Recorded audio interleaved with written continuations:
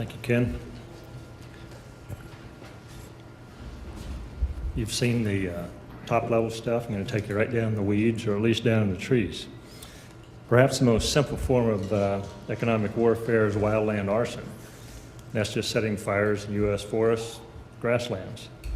So for any terrorists that are determined to inflict significant damage with very little investment or risk, fire is an extremely high-leverage weapon of mass effect.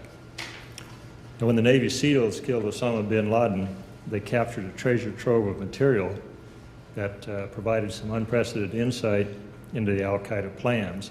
And one of those was a detailed campaign for starting fires throughout the West.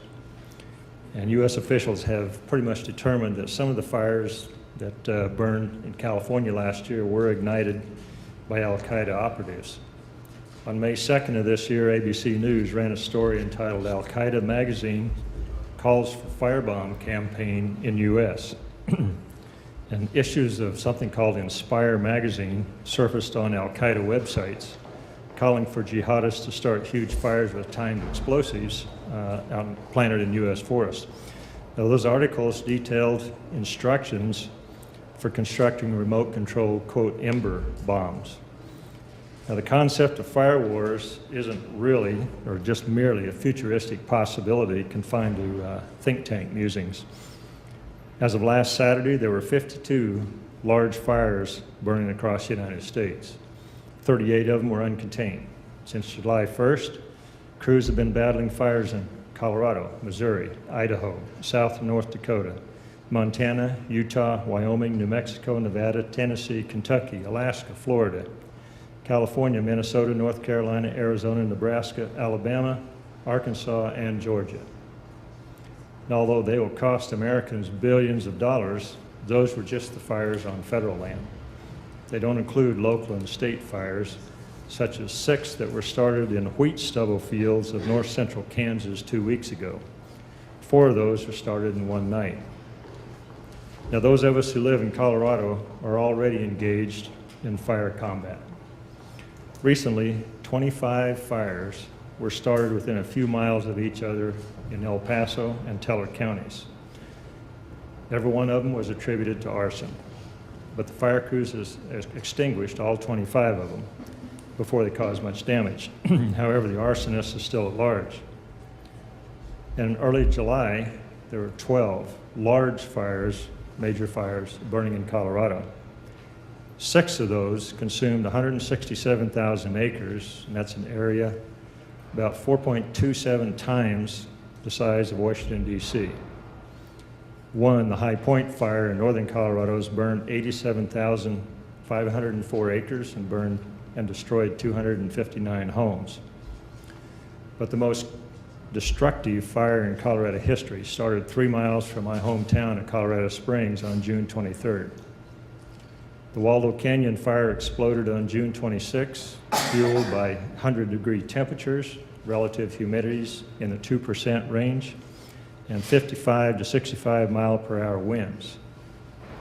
In the span of minutes, not hours, those wind-driven flames jumped 2 fire breaks and raced down hills into the Mountain Shadows neighborhood. And thanks to exceptionally dedicated, brave firefighters, they battled a firestorm from hell, quote unquote, that ultimately destroyed 346 homes and killed 2 people, all in a few hours. Now, the Waldo Canyon fires burned 18,247 acres, forced 32,000 people to evacuate, and cost on the order of $15 million in direct costs to bring it under control. Investigators have not determined the cause yet, but we know it was not sparked by a lightning strike. The top-level questions are, was the Waldo Canyon fire started by terrorists? Did the same person or group that ignited those other 25 fires finally score on number 26? And was this part of an organized economic warfare campaign of fires across the U.S.? If it was an economic warfare attack, then the Waldo Canyon fire was a huge success. Rebuilding those 346 homes will exceed $100 million, and indirect costs will add millions more. Businesses that were evacuated estimate that their critical summertime revenues will be down 45 to 65%. The Broadmoor, a five-star luxury hotel that wasn't in any immediate danger at all, lost more than 4,000 nights through cancellations. Thousands of tourists were either driven from the mountains by evacuations or simply didn't come to Colorado Springs because they were spooked by the massive fire. One community there, Manitou Springs, has already suffered 74 job losses due to just layoffs. And insurance rates will probably rise as a result of this and hundreds of other fires across the country. Now, professional firefighters are warning that this rash of wildland fires may be just the beginning of a terrible season that could see millions more acres burned across the West. Ironically, Blue Ribbon Panel report, I was part of that back in 2002. The report we submitted 10 years ago warned of exactly this situation.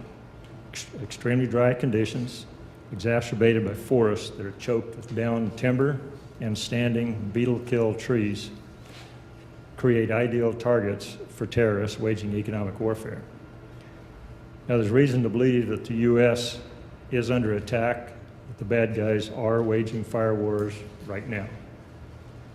But we as the people aren't fighting back.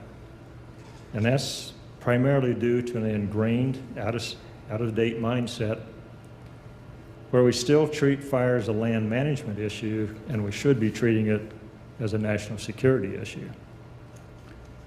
And when we finally acknowledge that we are engaged in a brutal economic war by fire, we could adopt effective strategies to defeat terrorists who are starting those fires. We could use NASA and Defense Department satellites to spot new fires. We can fly infrared-equipped NASA, Forest Service, military aircraft over fire-prone forests, operating something you might call a fire combat air patrols around the clock, 24/7.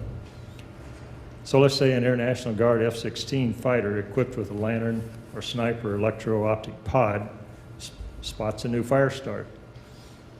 The pilot could immediately give firefighters its coordinates and vector the initial attack crews to the blaze. He could also track any vehicles that he might be seen leaving the area and guide law enforcement officers to intercept them. Finally, it's time. We have to develop and field a robust, large air tanker fleet of firefighting aircraft.